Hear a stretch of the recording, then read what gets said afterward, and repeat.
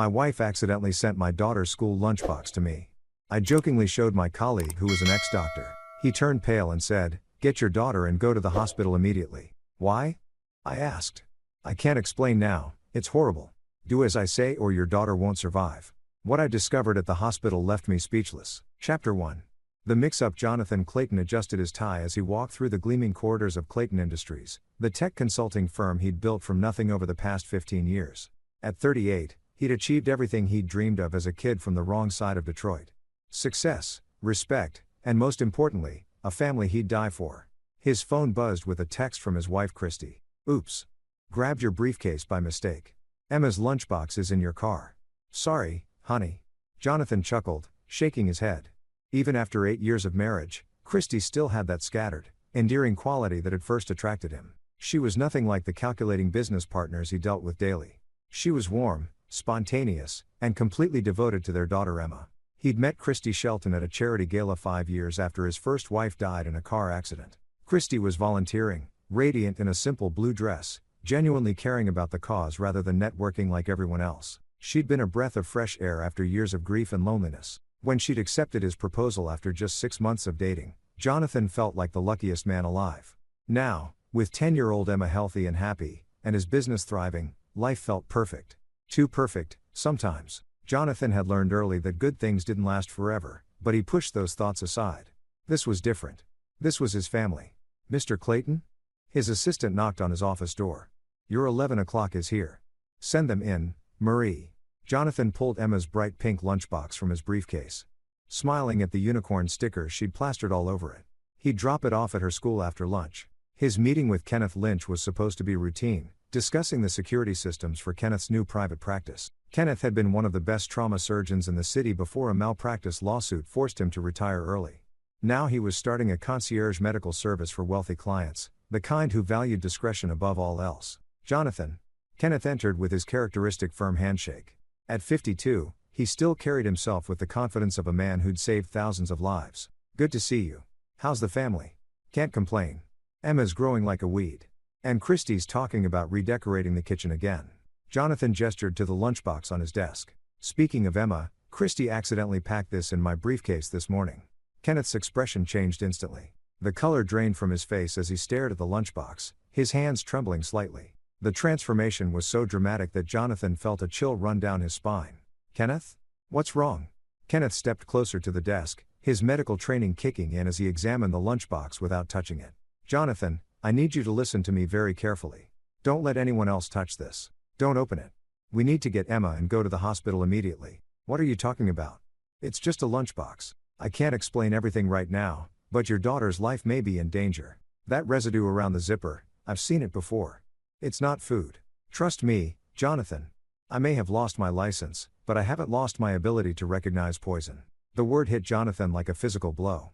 "Poison? That's impossible. Christy packed that lunch this morning. She would never dash." "I'm not accusing anyone yet," Kenneth interrupted, his voice urgent but professional. "But that white crystalline residue?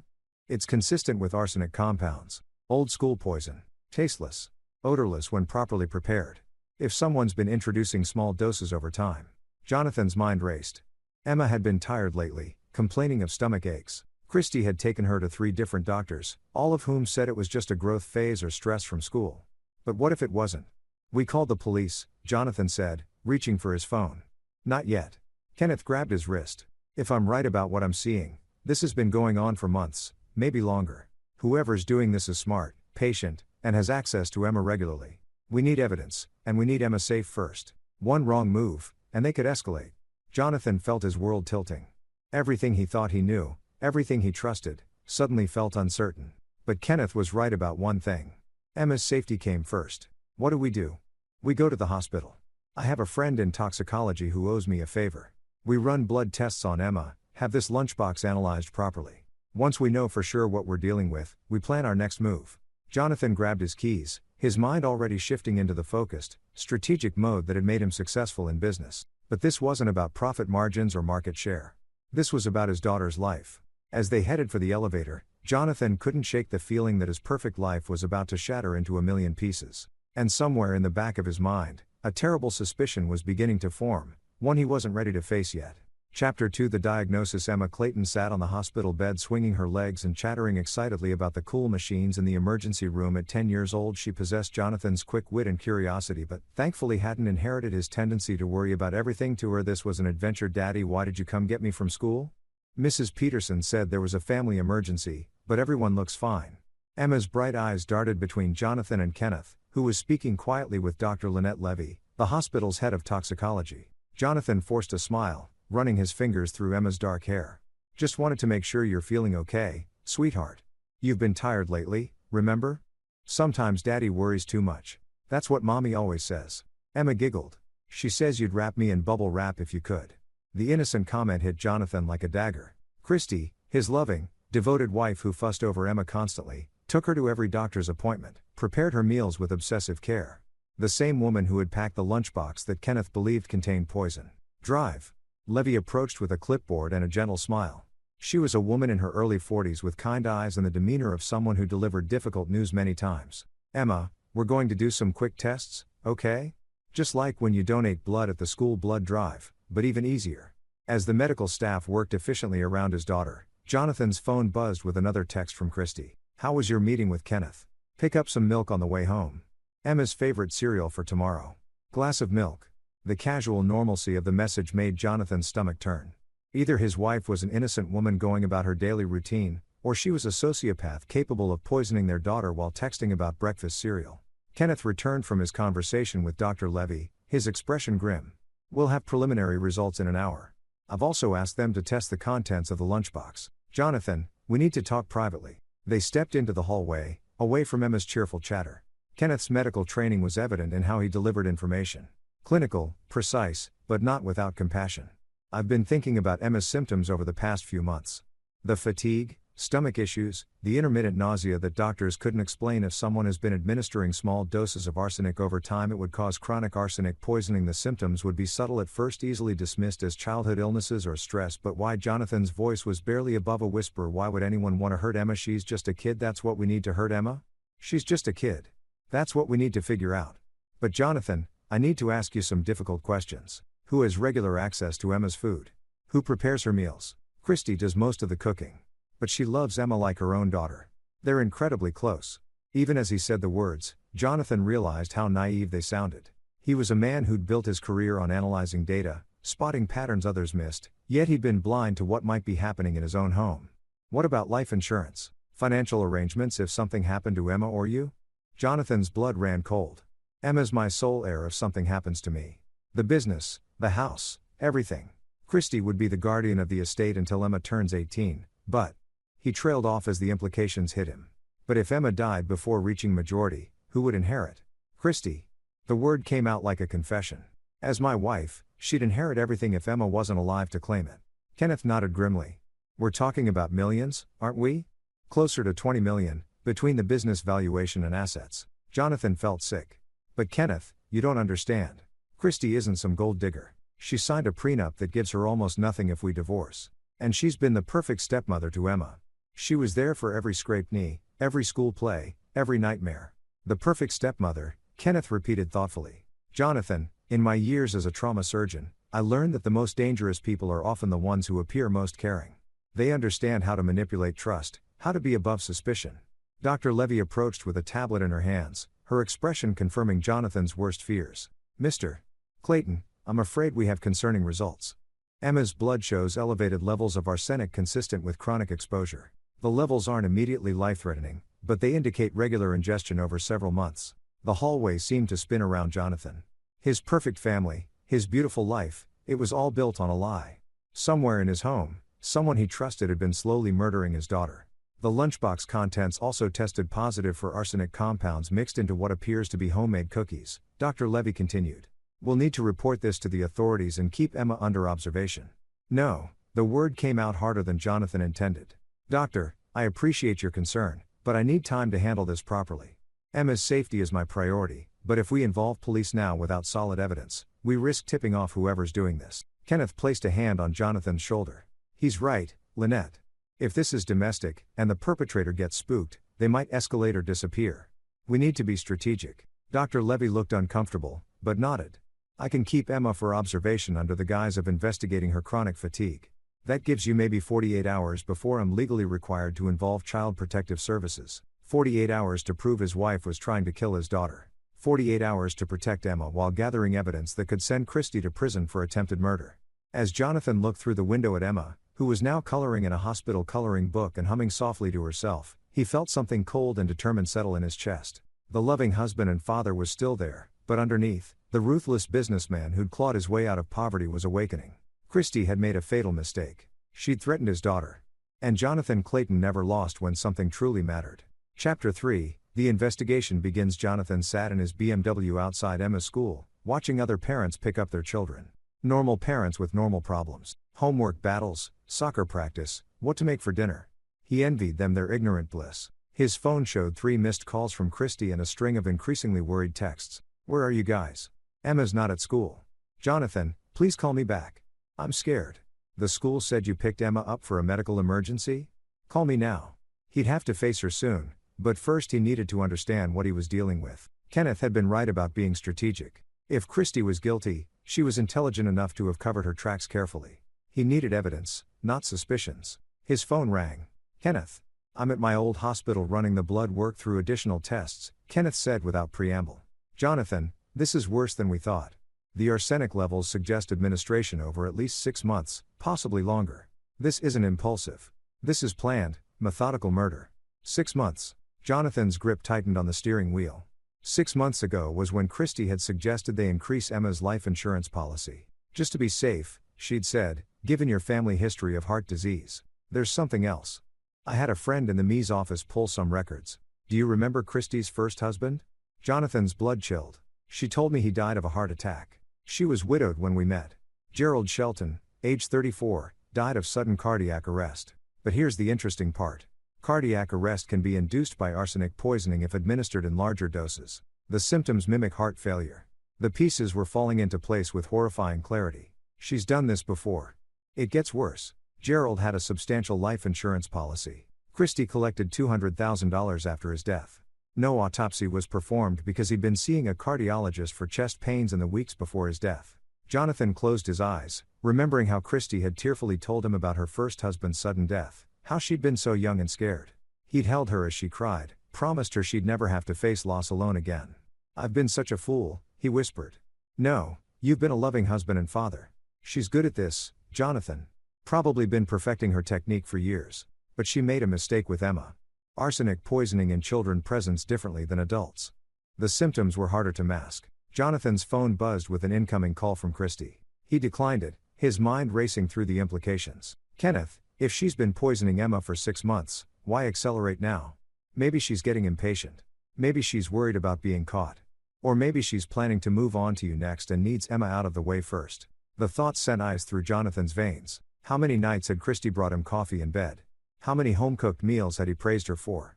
How many times had he thanked God for bringing such a caring woman into his and Emma's lives? I need to get home, Jonathan said. Play the concerned husband and father. But first, I need you to help me with something.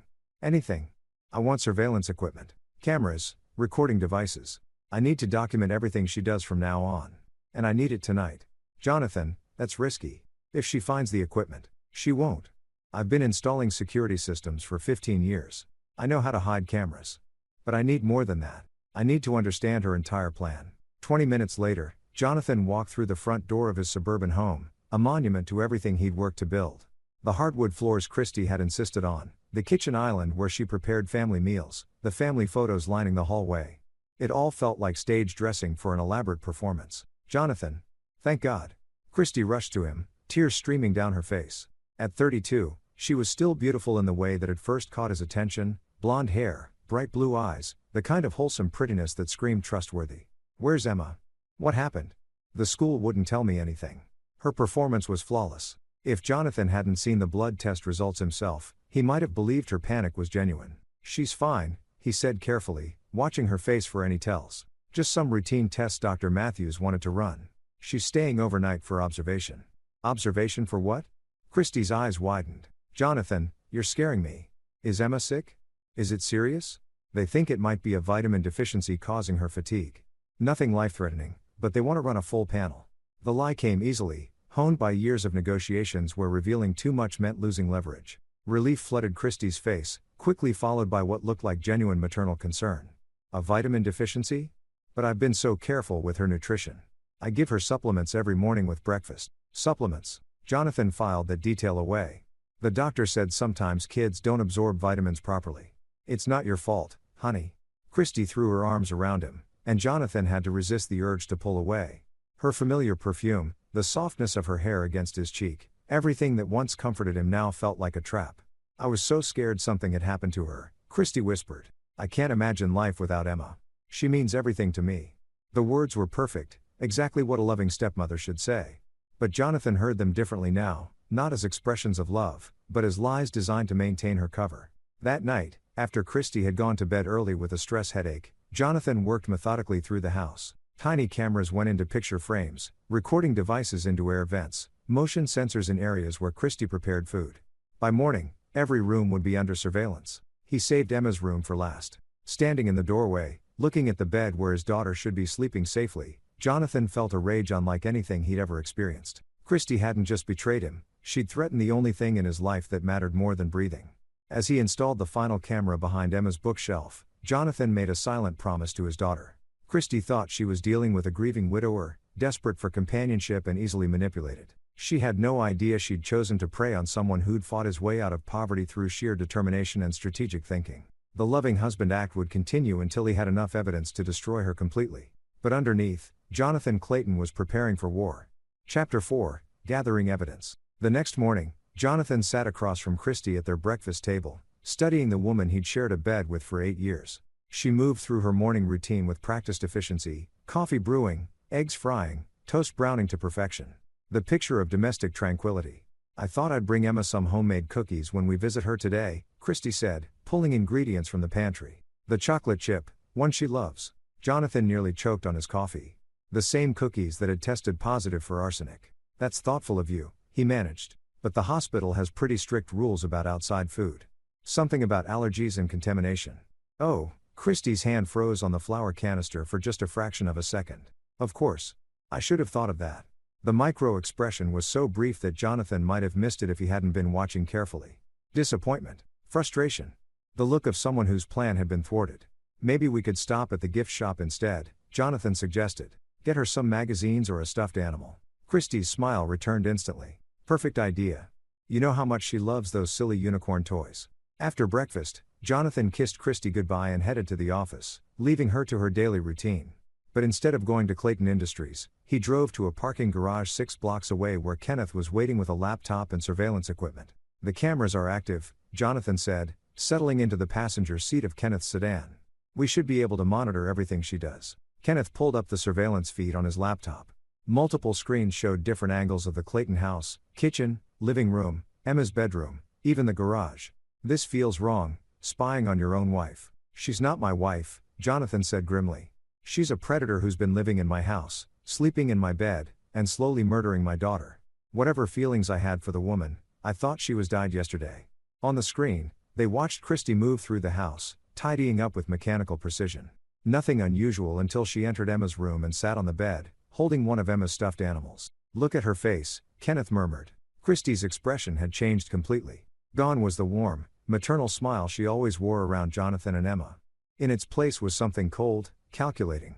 She looked around the room with the detachment of someone appraising property values. Jesus, Jonathan breathed. She doesn't love Emma at all. It's all an act. Psychopaths are excellent actors, Kenneth said.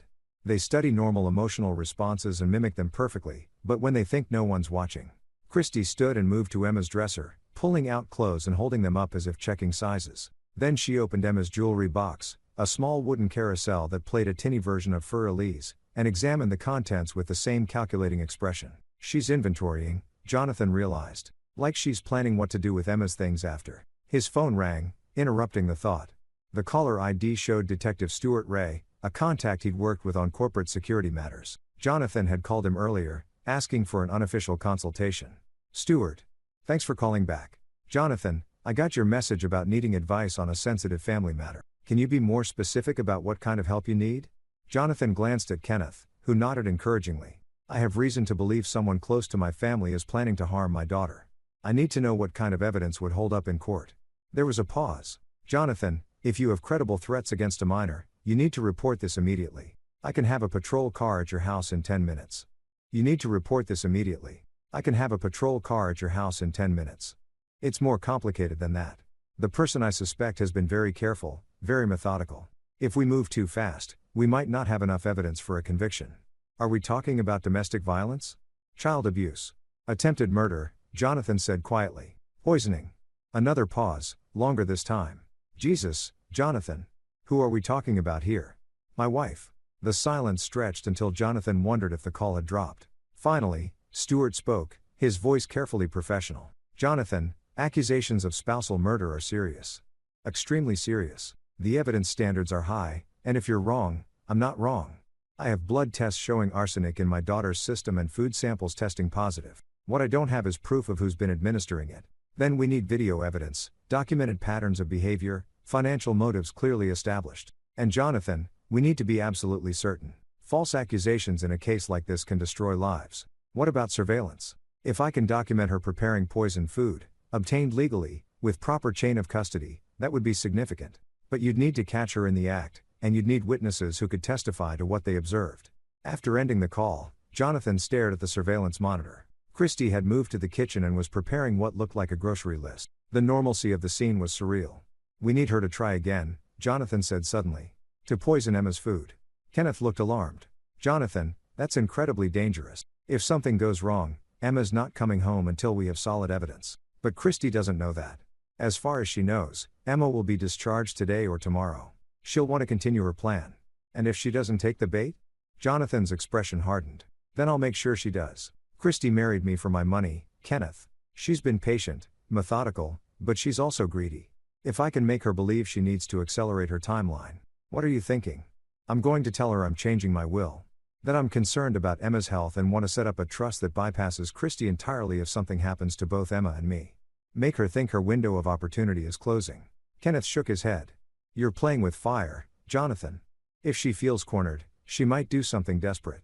Good, Jonathan said coldly. Desperate people make mistakes. And when Christy Shelton makes her mistake, I'll be ready. On the monitor, Christy had moved to the computer in the home office. Jonathan couldn't see the screen, but her posture suggested she was researching something intently. I wonder what she's looking up, Kenneth mused. Jonathan had a sinking feeling he knew exactly what his wife was researching. And it wasn't vitamin deficiencies. Chapter 5 The trap is set. Jonathan arrived home that evening with a bouquet of flowers and a carefully constructed story. He found Christy in the kitchen, preparing what appeared to be a feast, Emma's favorite lasagna, garlic bread, and chocolate cake. What's all this? He asked, setting the flowers on the counter. Christy beamed at him. I thought we should have Emma's favorite meal ready for when she comes home tomorrow. The poor thing must be so scared in that hospital. The maternal concern in her voice was pitch perfect. If Jonathan hadn't seen the surveillance footage of her cold calculation in Emma's room, he might have been moved by her apparent devotion. Actually, that's what I wanted to talk to you about, Jonathan said, accepting her kiss on the cheek. The doctors want to keep Emma for a few more days.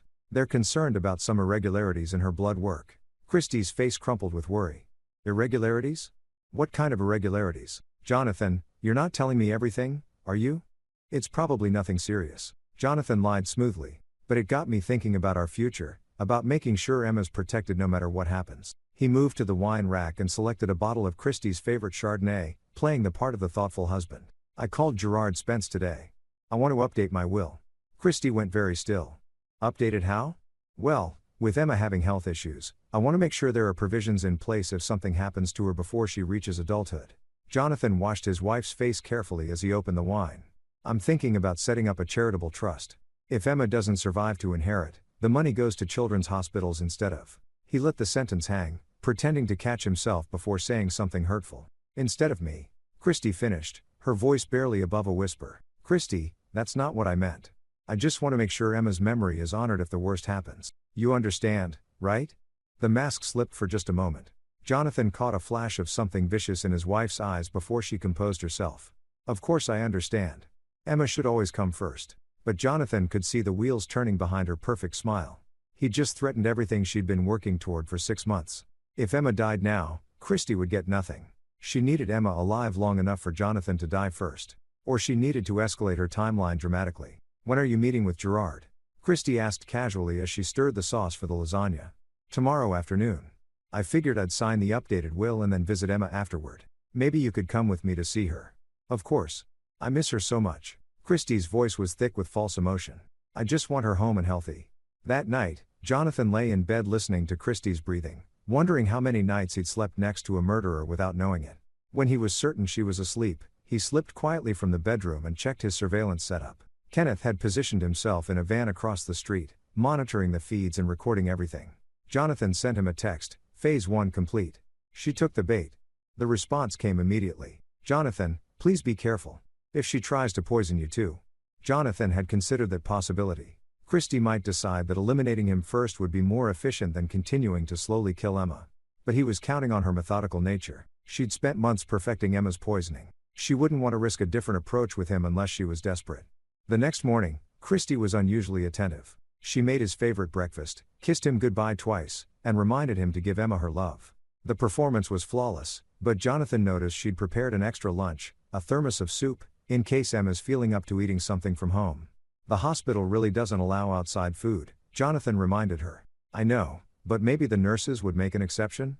It's just soup, and she's been eating so poorly lately. Jonathan took the thermos without arguing, knowing it would be tested within the hour. If Christy had poisoned it, he'd have the evidence he needed. At the hospital, Dr. Levy confirmed what Jonathan suspected. The soup contains enough arsenic to cause serious harm, possibly death, if consumed in full. She's not being subtle anymore. She's escalating because I threatened to change my will, Jonathan explained. She needs Emma dead before tomorrow afternoon, or she risks losing everything. Kenneth joined them in the conference room, looking haggard from a night of surveillance. We got it all on camera, Jonathan. Her preparing the soup, adding what looked like powder from a small vial. Even her expression while she did it. It's cold, calculated murder. Is that enough for an arrest?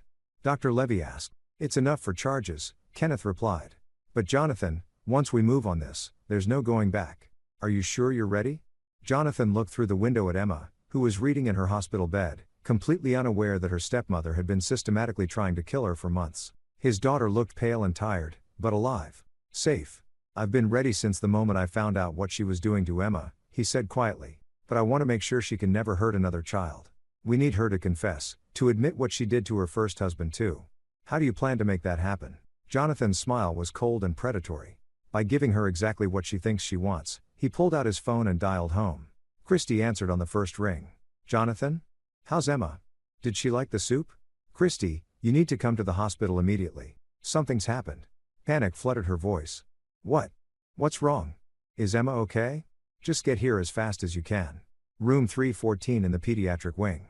He hung up without another word, knowing Christy would interpret his abrupt tone as devastation. She'd think Emma had died, that her plan had finally worked. And when she arrived at the hospital expecting to console her grieving husband, she'd find Detective Stuart Ray waiting with handcuffs instead. The trap was set.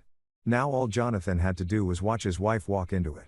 Chapter 6 The Confrontation 37 minutes after Jonathan's call, Christy burst through the hospital doors with tears streaming down her face and desperation in her eyes. She'd dressed hastily, mismatched shoes, inside-out sweater, the picture of a devastated mother rushing to her child's bedside. Jonathan watched her approach from the end of the hallway, flanked by Detective Ray and Kenneth. Her performance was Oscar-worthy, the stumbling run, the choked sobs, the way she clutched her purse like a lifeline.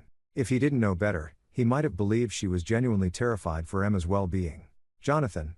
Christy reached him and threw herself into his arms. What happened? Please tell me Emma's okay. Please tell me she's going to be all right. Over her shoulder, Jonathan made eye contact with Detective Ray, who nodded slightly. Everything was being recorded. Christy. Jonathan said carefully, we need to talk. I don't want to talk. I want to see Emma. Where is she? Why won't you tell me what happened? She's safe? Jonathan said, gently extracting himself from her embrace. But we have some questions about her condition. For the first time, Christy seemed to notice Detective Ray's presence. Questions? I don't understand. Who is this? Detective Stuart Ray, ma'am. I'd like to speak with you about your daughter's presence. Questions? I don't understand. Who is this? Detective Stuart Ray, ma'am. I'd like to speak with you about your daughter's illness. Stepdaughter. Christy corrected automatically, then seemed to realize how that sounded. I mean, Emma's not my biological daughter, but I love her like she is. I'd do anything for that little girl. I'm sure you would, Detective Ray said dryly. Mrs. Clayton, are you aware that Emma has been suffering from arsenic poisoning? The color drained from Christie's face so completely that for a moment, Jonathan thought she might faint, but her reaction was wrong. Instead of shock or confusion, he saw fear and calculation flickering behind her eyes. Arsenic poisoning? That's impossible. How could? Where would she have been exposed to arsenic? That's what we're trying to determine, Detective Ray replied. Can you think of anyone who might want to harm Emma? Anyone with access to her food or beverages? Christie's mind was clearly racing. No, of course not. Everyone loves Emma. She's just a little girl. This must be some kind of mistake. Jonathan stepped forward. Christie, we also tested the soup you sent with me this morning. It contained enough arsenic to kill an adult, let alone a 10-year-old. The silence that followed was deafening. Christie's face cycled through expressions: shock, confusion, hurt, betrayal, like she was auditioning different emotions to see which one worked best. That's impossible, she finally whispered. I made that soup myself from scratch. There's no way unless someone added arsenic to it after you made it, Detective Ray suggested. Christie's eyes lit up. Yes, that must be it. Someone must have tampered with it. But who would do such a thing? Kenneth spoke for the first time. Mrs. Clayton, arsenic poisoning doesn't happen overnight. The levels in Emma's blood suggest regular exposure over months. Can you think of anyone who's had access to Emma's food for that long? Christie looked around wildly, like she was searching for an escape route. I prepare most of Emma's meals. But Jonathan's housekeeper comes twice a week, and there's the school cafeteria and… Christie. Jonathan's voice cut through her rambling. Stop. Something in his tone made her freeze. When she looked at him, she must have seen the truth in his eyes because her whole demeanor changed. The frantic mother act fell away, replaced by something harder and more calculating. You know, she said quietly, I know you've been slowly poisoning my daughter for 6 months. I know you killed your first husband the same way. I know you married me for money and planned to murder both Emma and me to inherit everything. Christie straightened her shoulders, and for the first time since Jonathan had known her, he saw her real face. Cold, intelligent, utterly without remorse. You can't prove any of that, she said calmly. Detective Ray held up his phone, which had been recording the entire conversation. Actually, we can. We have video surveillance of you preparing the poison soup this morning. We have financial records showing your research into Jonathan's assets and insurance policies. And we have testimony from doctors regarding your first husband's suspicious death. Gerald died of a heart attack. There was never any suggestion of foul play. There is now, Kenneth interjected. I had his body exhumed yesterday. The arsenic levels in his hair and bone marrow tell quite a story, Mrs. Clayton. Or should I call you Mrs. Shelton? I notice you never legally changed your name. For the first time, genuine panic flickered in Christie's eyes. But she rallied quickly, turning back to Jonathan with tears that looked almost real. Jonathan, please. You have to believe me. I love Emma. I love you. I would never hurt either of you. You poisoned our daughter, Jonathan said flatly. You fed her cookies laced with arsenic and watched her get sicker every day. You held her when she cried from stomach pain that you caused. That's not. I didn't. You researched arsenic toxicity on our home computer. You purchased white arsenic powder using a fake name and had it delivered to a P.O. box. You've been practicing murder for 6 months, perfecting your technique. Christie's mask finally slipped completely. The tears stopped, her posture straightened, and when she spoke, her voice was ice cold. You think you're so smart, don't you, Jonathan? The brilliant businessman who built an empire from nothing. But you were so easy to manipulate. So desperate for a mother for your precious Emma that you never bothered to check my background thoroughly. Actually, I did, Jonathan replied. After Emma got sick, I had a very thorough investigation done. Christie Shelton doesn't exist, does she? Your real name is Christina Marlowe, and you've been married 3 times before Gerald. 2 of those husbands also died under mysterious circumstances. The shock on Christie's face was genuine this time. That's impossible. I covered my tracks. Not well enough.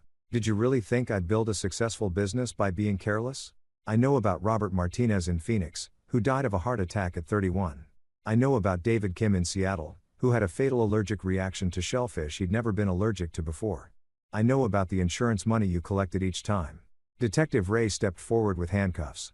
Christina Marlowe, you're under arrest for attempted murder, conspiracy to commit murder, and suspicion of murder in the deaths of Gerald Shelton, Robert Martinez, and David Kim. As the cuffs clicked into place, Christina, looked at Jonathan with undisguised hatred. You have no idea what you've done, she hissed. Emma will never be safe. I have friends, connections. This isn't over. Jonathan stepped closer, his voice deadly quiet. Yes it is. And if anyone you know so much as looks at my daughter wrong, I'll destroy them the same way I destroyed you. Systematically, completely, and without mercy. As Detective Ray led Christina away, Jonathan felt a hand on his shoulder. Kenneth was smiling grimly. It's over, Jonathan. Emma's safe. Jonathan watched until the elevator doors closed behind the woman who'd shared his bed and his life while plotting to murder his child. The woman he'd thought he loved had never existed at all. But it wasn't quite over. Christina was right about one thing. She might have connections, people who could threaten Emma's safety in the future. And Jonathan Clayton had never been the kind of man to leave loose ends. Chapter 7. The Reckoning. 3 days after Christina's arrest, Jonathan sat in his home office reviewing files that Detective Ray had shared with him off the record. The Christina Marlowe investigation had revealed a network of accomplices, enablers, and potential future victims that ran deeper than anyone had initially suspected.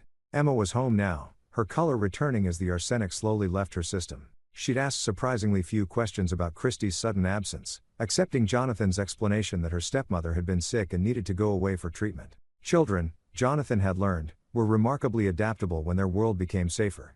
Kenneth knocked and entered without waiting for permission. Over the past week, their professional relationship had evolved into something approaching friendship, forged in crisis and mutual respect. "I've got news," Kenneth said, settling into the chair across from Jonathan's desk. "Good and bad. Give me the bad first. Christina's been released on bail. $2 million posted by someone calling themselves M Enterprises. We can't trace the company. It's buried under layers of shell corporations and offshore accounts." Jonathan's jaw tightened. "And the good news? Detective Ray's investigation has uncovered at least 6 other women following Christina's exact pattern. False identities, targeting wealthy widowers with children, slowly poisoning family members for inheritance money. It's an organized operation, Jonathan. Christina wasn't working alone." "How organized?" Kenneth opened his laptop and showed Jonathan a complex diagram of connections. "What we're looking at is a sophisticated murder-for-hire network that specializes in long-term infiltration and slow-kill methods. They target wealthy men with children, insert operatives as romantic partners, then systematically eliminate heirs and eventually the primary target." Jonathan studied the diagram, his business mind automatically analyzing the structure. "It's actually brilliant. Slow poisoning looks like natural illness. Grieving widowers remarry quickly and don't investigate their new wives thoroughly. By the time anyone suspects murder, the operative has disappeared with the insurance money. Christina was one of their best," Kenneth continued. 3 successful operations before you, over $6 million in collected insurance and inheritance money. The network takes a percentage and provides new identities, documentation, and target research. Who runs it? Someone with resources and connections in law enforcement, medicine, and finance. Someone who can forge documents, manipulate autopsy reports, and make people disappear when necessary. Jonathan leaned back in his chair, processing the implications. Christina's threat about having friends suddenly seemed much more credible. Even if she went to prison, the network would remain operational and Emma would always be a potential target. "Detective Ray can't touch them, can he?" Jonathan asked. "Not through official channels. Too many jurisdictions, too many international connections. It would take years to build cases and by then most of the evidence would be destroyed. But unofficially," Kenneth smiled grimly. "Ray's frustrated. He became a cop to protect people, and seeing a network like this operate with impunity, it bothers him. If someone were to hypothetically disrupt this organization through private means, he might be slow to investigate." Jonathan stood and walked to his window, looking out at his perfectly manicured lawn where Emma was playing with her friend from down the street. His daughter looked happy, healthy, alive, everything Christina had tried to take away from her. "Kenneth, I need you to understand something about me. I didn't build Clayton Industries by playing fair or following rules that didn't serve my interests. When someone threatens what's mine, I don't call lawyers or wait for the justice system. I take care of the problem myself." "What are you thinking?" Jonathan turned back to face his friend. "I'm thinking that this network has been successful because they target victims who don't fight back. Grieving widowers, sick children, people who trust the system to protect them. But I'm not grieving, and I don't trust the system." He pulled out his phone and scrolled through his contacts until he found the number he was looking for. Lucas Driscoll had been his military liaison during Clayton Industries' early defense contracts, a man who transitioned from special forces to private security consulting. If anyone could help Jonathan dismantle a murder network, it would be Lucas. "Lucas, it's Jonathan Clayton. I need your help with a situation. Sensitive. Permanent resolution required." The conversation was brief, coded, and expensive. When Jonathan hung up, Kenneth was staring at him with something between admiration and concern. "You're not just going after Christina, are you?" Kenneth said. "Christina's in custody. She'll be convicted and spend the rest of her life in prison. But the network that trained her, supported her, and enabled her to murder my daughter? They're still operational. Still targeting families. Still turning people like my wife into weapons. Jonathan, what you're talking about is vigilante justice. It's illegal, dangerous, and if you're caught, If I'm caught, Emma grows up without a father but alive.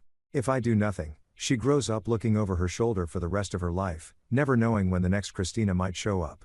Kenneth was quiet for a long moment. What do you need from me? Medical knowledge. These people use poison as their weapon of choice because it mimics natural death. I want to know everything about how they do it, how they cover their tracks, and how to turn their own methods against them. You're talking about poisoning them? I'm talking about giving them a taste of their own medicine. Literally. That evening, after Emma was asleep, Jonathan met with Lucas Driscoll at a downtown restaurant. Lucas looked exactly like what he was, a former Green Beret who'd traded his uniform for expensive suits but retained the tactical mindset that had kept him alive in Afghanistan. How many targets are we talking about? Lucas asked without preamble. Minimum 6 active operatives, plus support staff and leadership. Could be as many as 20 people total. Timeline. 6 months. I want them all identified, located, and eliminated before Christina's trial ends. No loose ends. No witnesses. No way for the network to rebuild. Lucas nodded slowly. Budget. No way for the network to rebuild. Lucas nodded slowly. Budget. Whatever it takes. I'm worth $23 million on paper, and I'd spend every penny to protect Emma. You understand this is a one-way door, Jonathan. Once we start down this path, there's no legal protection, no going back. If the authorities connect you to what happens to these people. Jonathan thought about Emma's pale face in the hospital bed, about the months of stomach pain and fatigue she'd endured while her stepmother slowly murdered her. He thought about Gerald Shelton, Robert Martinez, David Kim, and all the other victims who trusted their killers completely. I understand perfectly, he said. When do we start? Lucas smiled, and it wasn't a pleasant expression. We already have. I've been tracking Christina's network since Detective Ray shared the intelligence yesterday. 3 of their operatives are currently active. 1 in Dallas, 1 in Phoenix, 1 in Miami. All 3 are in the process of slowly killing children for inheritance money. Then we save those children first. My thoughts exactly. Consider it a field test for the bigger operation. As they shook hands, Jonathan felt a cold satisfaction settle in his chest. The network had made a fatal error when they chose Emma as a target. They'd awakened something in Jonathan that he'd kept buried since his days fighting his way out of poverty. The part of him that would do anything, hurt anyone, cross any line to protect what mattered most. Christina Marlowe and her associates were about to learn that some victims fight back. And when Jonathan Clayton fought, he fought to win. Chapter 8. The network falls. 6 weeks after Christina's arrest, a curious pattern began emerging across the United States. In Dallas, a woman named Patricia Webb died suddenly of apparent heart failure while visiting her wealthy boyfriend's son in the hospital. In Phoenix, Maria Santos suffered a fatal allergic reaction during a romantic dinner with her new husband. In Miami, Jennifer Park collapsed at her stepdaughter's school play and was pronounced dead on arrival at the emergency room. To anyone looking at the cases individually, they appeared to be tragic but unremarkable deaths. But Jonathan Clayton, studying the reports from his home office, saw something else entirely. Justice. Lucas Driscoll had proven to be worth every dollar Jonathan was paying him. Each operation had been surgical in its precision, the targets eliminated using their own methods, their deaths appearing natural enough to avoid investigation. More importantly, 3 children had been saved from slow, agonizing deaths at the hands of their trusted caregivers. Phase 1 complete, Lucas reported during their weekly meeting. All 3 active operatives neutralized. The children they were targeting are recovering under medical supervision, and their families have been quietly warned about the threat they faced. What about the support network? That's where it gets interesting. Lucas opened his tablet, showing a web of connections that had taken weeks to unravel. The money trail led us to the leadership. 3 people running the entire operation from a compound in Nevada. Jonathan studied the profiles Lucas had compiled. The leader was a woman named Margaret Sinclair, a former insurance investigator who'd used her knowledge of the industry to perfect the murder-for-profit model. Her lieutenants were Brian Schneider, a chemist who supplied the poisons, and Wallace Beck, a forger who created the false identities. They're careful, Lucas continued. Isolated location, sophisticated security, multiple escape routes. But they have one weakness. Which is? Christina was supposed to check in weekly. When she went dark, they assumed she'd been arrested but not compromised. They're planning to extract her. Jonathan felt a cold smile cross his face. When? Tomorrow night. Prison transport from county lockup to federal holding. They've arranged for an accident during the transfer. This was the opportunity Jonathan had been waiting for. Christina in the wild, away from the protection of the legal system, surrounded by the very people who'd trained her to murder his daughter. 4. Christina in the wild, away from the protection of the legal system, surrounded by the very people who trained her to murder his daughter. I want to be there, Jonathan said. Jonathan, that's not how this works. You hired me to handle the operational details while you maintain plausible deniability. This is personal, Lucas. Christina didn't just try to kill Emma. She violated everything I held sacred. Family, trust, love. I need to look her in the eye when her world comes crashing down. Lucas was quiet for a long moment. If you're there and something goes wrong, if you're identified, then I face the consequences. But I won't hide behind hired guns when dealing with the woman who tried to murder my child. The next evening, Jonathan found himself crouched behind a concrete barrier on a desolate stretch of highway 40 miles outside the city. Lucas and his team were positioned at strategic points along the road, waiting for the transport vehicle that would never reach its destination. At 9:47 p.m., the prison van appeared, flanked by 2 escort vehicles. Jonathan watched through night vision binoculars as the convoy slowed for what appeared to be a disabled car blocking the roadway. The stranded motorists were actually Margaret Sinclair's extraction team, armed and ready to free their captured operative. What they didn't expect was Lucas Driscoll's team positioned behind them. The firefight was brief, but intense. When the smoke cleared, 5 members of the extraction team were dead, including Margaret Sinclair herself. Brian Schneider had been taken alive, but wounded. Wallace Beck had fled into the desert on foot and wouldn't survive the night with Lucas's people tracking him. Christina emerged from the prison van in shackles, her eyes wide with shock as she surveyed the carnage. This wasn't the smooth extraction she'd been promised. This was a massacre. Christina, Jonathan said, stepping out from behind his cover. She spun toward his voice, and for the first time since he'd known her, Jonathan saw genuine fear in her eyes. Jonathan, what are you doing here? How did you? I told you once that if anyone connected to you threatened Emma, I'd destroy them. Did you think I was speaking metaphorically? Christina looked around wildly at the bodies of her associates, at Lucas's team methodically cleaning up evidence, at the burning remains of the extraction vehicles. You did this. You killed them all. They killed themselves the moment they decided to prey on innocent families. I just expedited the process. The police will figure out it was you. You'll go to prison, and Emma will grow up knowing her father is a murderer. Jonathan's laugh was cold and utterly without humor. The police will find evidence that Margaret Sinclair's network turned on each other. Professional killers are notoriously paranoid. It's not unusual for them to eliminate each other over money or territory. As for Emma, she'll grow up knowing that her father protected her from monsters. Christina's composure finally cracked completely. You self-righteous bastard. You think you're better than us? You just murdered 6 people.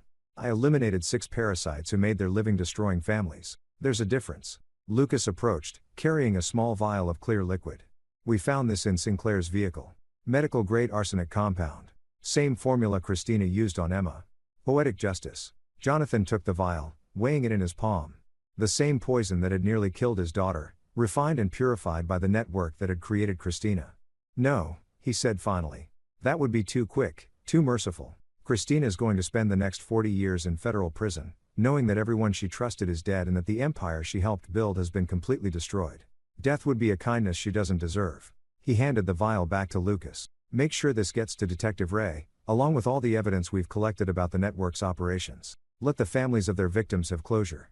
As Lucas's team finished their cleanup and prepared to disappear into the night, Jonathan looked at Christina one last time. She was sobbing now, the reality of her situation finally sinking in. The confident, manipulative woman who'd shared his bed while plotting his daughter's death was gone, replaced by a broken creature facing a lifetime of consequences. Goodbye, Christina, Jonathan said quietly. I hope you spend every day in prison remembering the little girl you tried to murder and the family you'll never destroy. He walked away without looking back, leaving her shackled by the side of the road for the authorities to find when the prison van's GPS tracker led them to the scene. The network was finished. Emma was safe, and Jonathan Clayton had won. Chapter 9, New Beginnings. 3 months later, Jonathan stood in the kitchen of his new home in Colorado, watching Emma chase fireflies in their backyard. The house was smaller than their old one, more modest, but it felt like a real home in a way their previous showcase had never managed. Emma had adapted to their relocation with the resilience that continued to amaze Jonathan. When he'd explained that they needed a fresh start in a new place, she'd simply asked if she could bring her unicorn collection and whether they'd have a better view of the mountains. The nightmares about being sick had faded, replaced by excitement about learning to ski and making new friends at her school. Kenneth had moved to Colorado as well, establishing his private practice in Denver and becoming a regular fixture at their dinner table. Emma adored Uncle Kenneth, who brought her medical textbooks with colorful pictures and let her use his stethoscope to listen to her heartbeat. She's completely recovered, Kenneth said, joining Jonathan at the window with 2 cups of coffee. Blood work came back perfect. No trace of arsenic, liver function normal, energy levels better than most kids her age. Sometimes I wake up in the middle of the night and check on her, Jonathan admitted, Just to make sure she's still breathing, still safe. That's natural. What you both went through, it changes you. But Emma's stronger because of it, in ways she might not even understand yet. The trial had been a sensation, lasting 6 weeks and drawing national media attention. Christina's conviction on multiple counts of attempted murder, conspiracy, and racketeering had resulted in a sentence of life, without parole. The evidence Lucas had provided had also led to the posthumous identification of Margaret Sinclair's network, bringing closure to dozens of families whose loved ones had died under suspicious circumstances. Detective Ray had been promoted for his work on the case, though he'd never directly acknowledged Jonathan's role in dismantling the network. Some things were better left unsaid. Any word from Lucas? Kenneth asked. He's moved on to other work. Something about human trafficking networks in Eastern Europe. Apparently, there's no shortage of evil in the world that needs addressing. And you're okay with letting him handle it without you? Jonathan considered the question. For months after Christina's conviction, he'd felt restless, unfulfilled. The methodical destruction of her network had awakened something in him, a sense of purpose beyond building wealth and maintaining status. But watching Emma grow stronger and happier every day had gradually shifted his priorities back to where they belonged. I'm a father first, he said finally. Emma needs stability, normalcy, a parent who's present in her life rather than off fighting crusades. There are other people like Lucas who can handle the monsters. My job is to make sure Emma never encounters them in the first place. His phone buzzed with a text message from an unknown number. For a moment, his old paranoia flared. Could there be other network members they'd missed? But the message was innocuous. Mr. Clayton, this is Detective Maria Santos from Phoenix PD. The woman who tried to poison my son is dead, and I understand I have you to thank for saving his life. If you ever need anything at all, you have a friend in Arizona. Similar messages had been arriving for weeks, from grateful parents, law enforcement officers, and even some of Lucas's other contacts. Word had spread through certain circles about what Jonathan had done, earning him a reputation he'd never sought but couldn't entirely disown. Dad, Emma appeared in the kitchen doorway, grass stains on her jeans, and happiness radiating from every feature. Can Kenneth stay for dinner? I want to show him the drawing I made of our old house. Of course he can stay. What kind of drawing? Emma's expression grew thoughtful. It's a picture of me, you, and Christy in front of our house. But I drew a big red X over Christy because she was bad and tried to hurt us. Kenneth and Jonathan exchanged glances over Emma's head. Her therapist had said it was healthy for her to process the betrayal through art, but it was still jarring to hear his 10-year-old daughter speak so matter-of-factly about attempted murder. Do you miss her at all? Jonathan asked gently. Emma considered this seriously. I miss the person I thought she was. The one who made chocolate chip cookies and read me bedtime stories. But that person wasn't real, was she? No, sweetheart. That person was just pretend. Then I don't really miss her. You can't miss someone who never existed. The simple wisdom in Emma's words struck Jonathan like a revelation. He'd spent months grieving the loss of his marriage, the betrayal of his trust, the destruction of what he'd thought was a happy family. But Emma was right. The woman he'd mourned had never been real. Christina Marlowe, the loving stepmother, had been an elaborate performance designed to facilitate murder. What he'd lost wasn't love, it was an illusion. What he'd gained was the truth and the unshakable knowledge that he would do anything to protect his daughter. Dad, Emma's voice pulled him from his thoughts. Are you okay? Jonathan knelt down and pulled his daughter into a hug, breathing in the scent of grass and innocence that represented everything good in his world. I'm perfect, Em. We both are. That night, after Emma had gone to bed and Kenneth had returned to his apartment in Denver, Jonathan sat on his porch looking up at stars that were visible here in a way they'd never been in the city. His phone showed several missed calls from reporters still trying to get interviews about the Black Widow Network case, but he'd stopped returning their calls weeks ago. The story they wanted to tell wasn't the one that mattered. They were fascinated by the murder plots, the conspiracy, the dramatic downfall of a criminal organization. But the real story was simpler. A father had protected his child, no matter the cost. Christina Marlowe was spending her days in federal prison, her network was destroyed, and Emma was safe. More importantly, Emma was happy, healthy, and growing up with the knowledge that she was loved unconditionally. In the end, that was the only victory that mattered. As Jonathan headed inside to check on his daughter one last time before bed, he reflected on how much had changed since that morning when Kenneth had first looked at Emma's lunchbox with horror. The naive businessman who'd trusted completely and loved blindly was gone, replaced by someone harder and more vigilant.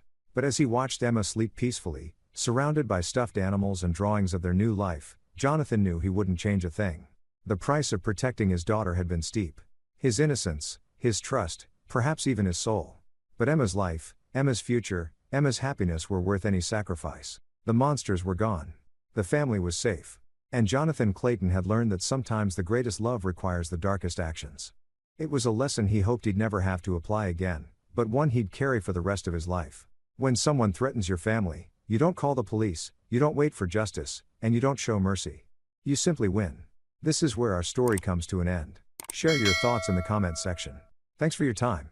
If you enjoy this story, please subscribe to this channel.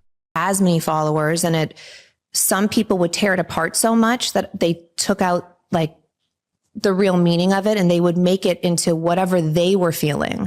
And it wasn't what I was feeling. So I just chose to stop doing that as much because it kind of ruined it. Or like the blogs would create things. I'm like, but you took the beauty out of it. That wasn't what it meant. Right.